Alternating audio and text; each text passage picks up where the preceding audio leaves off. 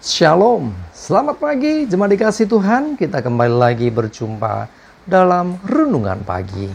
Mari pagi hari ini saya mengajak kita semua untuk kembali merenungkan firman Tuhan, supaya dengan kebenaran firman Tuhan hidup kita akan dibangun, dan tentunya kita akan semakin bertumbuh, diteguhkan dan dikuatkan dalam iman dan pengharapan. Firman Tuhan adalah kebenaran. Firman Tuhan sumber kekuatan. Firman Tuhan yang akan senantiasa menuntun kita dan menerangi setiap langkah hidup kita. Sebab firman Tuhanlah yang menjadi penolong bagi kita semua. Mari jemaat dikasih Tuhan, sebelum kita merenungkan firman Tuhan pagi hari ini, bersama-sama kita akan berdoa terlebih dahulu. Bapa di surga, kami datang ke hadirat-Mu. Kami membawa dan menaikkan segala puji syukur kepadamu atas segala kebaikan-Mu di dalam hidup kami. Dan sungguh kami mengucap syukur ya Tuhan, atas begitu besar kasih setia-Mu, begitu besar rahmat dan anugerah-Mu, segala berkat dan kemurahan-Mu, perlindungan-Mu, penyertaan-Mu, pertolongan-Mu, dan juga pemeliharaanmu atas seluruh hidup kami. Terima kasih ya Tuhan. Pagi hari ini kami mau merenungkan firman-Mu. Mari Tuhan, Engkau yang singkapkan dan nyatakan kebenaran firman-Mu. Dan Roh Kudus, urapilah kami ya Tuhan, sehingga kami bisa menangkap apa yang menjadi pesan Tuhan bagi kami. Dan kami akan mengerti akan kehendak-Mu, serta melakukan kebenaran firman-Mu di dalam hidup kami. Terima kasih ya Tuhan. Di dalam nama Tuhan Yesus kami bersyukur dan berdoa. Amin. Mari jemaat dikasih Tuhan, sama-sama kita akan buka kitab kita. Dan renungan pagi hari ini saya ambilkan dari Yosua 24 ayat 15 dan 16. Saya bacakan. Tetapi jika kamu anggap tidak baik untuk beribadah kepada Tuhan, pilihlah pada hari ini kepada siapa kamu akan beribadah.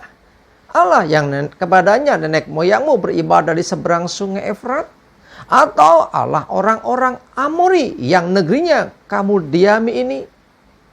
Tetapi aku dan seisi rumahku, kami akan beribadah kepada Tuhan.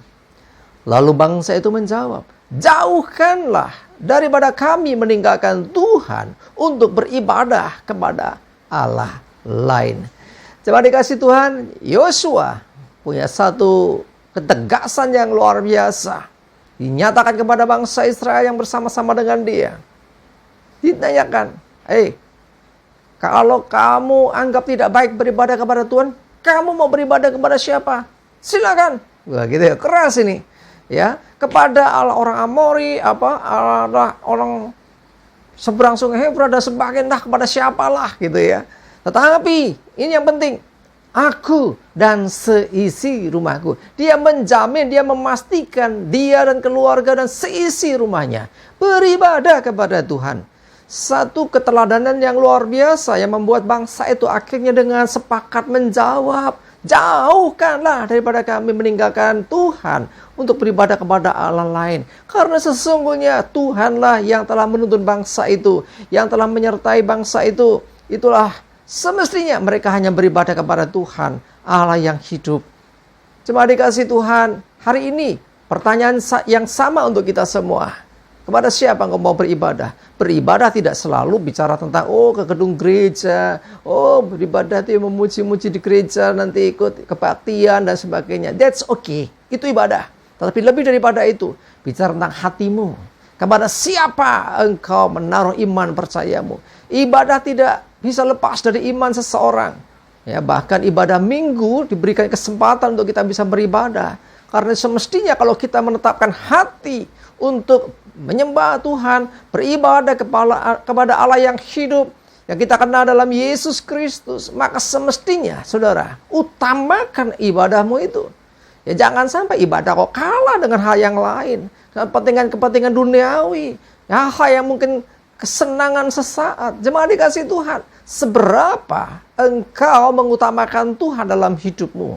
Salah satunya melalui ibadah. Salah satunya lagi, ibadah di gereja melalui kebaktian yang kita ikuti. Ya, itu menunjukkan seberapa sesungguhnya engkau mempercayai Tuhan. Ingat sekali lagi, bukan satu-satunya itu parameternya, tetapi salah satunya, yaitu, ya, kalau sampai untuk hal-hal yang lain, yang di luar ibadah itu, mengalahkan ibadah. Nah, disitulah keimanan kita itu diuji. Cuma dikasih Tuhan, mari, seperti Yosua, saya mau nyatakan bahwa kami, aku, dan seisi rumahku akan beribadah kepada Tuhan. Bagaimana dengan Bapak Ibu Saudara?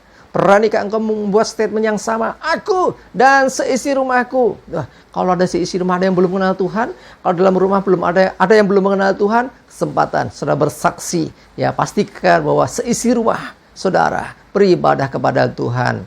Mari jemaat dikasih Tuhan, memang banyak godaan, memang banyak hal yang mengkaburkan iman, banyak hal yang membuat orang akhirnya, ya aku percaya Tuhan, tetapi kakinya tidak melangkah untuk datang beribadah, kakinya lebih senang ke tempat yang lain, yang mungkin secara daging menyenangkan. Tetapi hari ini saya mengajak kita semua, saya mengingatkan kita semua, Tuhan sudah bayar hidup kita semua dari kuasa dosa, dari kematian, dari hukuman kekal, untuk kita beroleh kehidupan yang kekal. Masakan kita tidak beribadah kepada Dia yang telah menyelamatkan hidup kita? Sudah semestinya, ya, jangan beribadah kepada Allah yang lain. Ya, nggak usah peduli orang lain. Kadang-kadang kita membandingkan diri dengan teman kita. Si A itu juga orang Kristen jarang ibadah. Si B itu juga ke gerejanya jarang-jarang. Sudah dikasih Tuhan, ibadah adalah urusan pribadi kita dengan Tuhan. Jangan pandang orang lain dan membandingkan, wah aku lebih baik karena aku masih ke gereja kadang-kadang. Dia bahkan jarang. No, bukan seperti itu.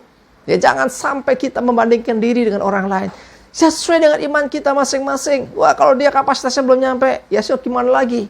Ya, kadang-kadang diajak terus saja alasannya minggu depan. That's okay. Bagian kita memang terus harus mengajak dia, tetapi yang terutama kita sendiri jangan sampai meninggalkan ibadah kita kepada Tuhan.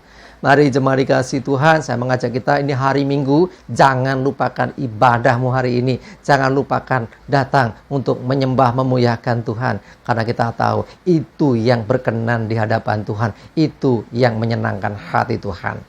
Amin, kita berdoa. Terima kasih Tuhan, kami diingatkan kembali Tuhan betapa pentingnya kami mengutamakan Engkau sebagai rasa syukur, sebagai perwujudan iman kami. Salah satunya kami beribadah kepadamu dan bukan kepada yang lain, dan tidak menggantikan ibadah kami dengan kegiatan yang lain. Kalaupun kami tahu Tuhan ada begitu banyak godaan yang menghampiri hidup kami, tetapi seperti Yosua, aku dan seisi rumahku akan beribadah kepada Tuhan. Ini ketetapan hati kami hari ini Tuhan, untuk kami beribadah kepadamu hari ini. Mohon tuntunan dan penyertaan-Mu, dan jauhkan dari kami segala celaka dan mara bahaya. Biarlah damai sejahtera, sukacita dan segala berkat-Mu ya Tuhan, senantiasa menyertai kami semua. Terima kasih ya Tuhan. Dalam nama Tuhan Yesus kami bersyukur dan berdoa. Amin. Mari jemaat dikasih Tuhan, tetap semangat, maju terus dalam iman dan pengharapan. Yuk, jangan lupa hari ini beribadah. Sukses menyertai kita. Tuhan Yesus memberkati. Amin.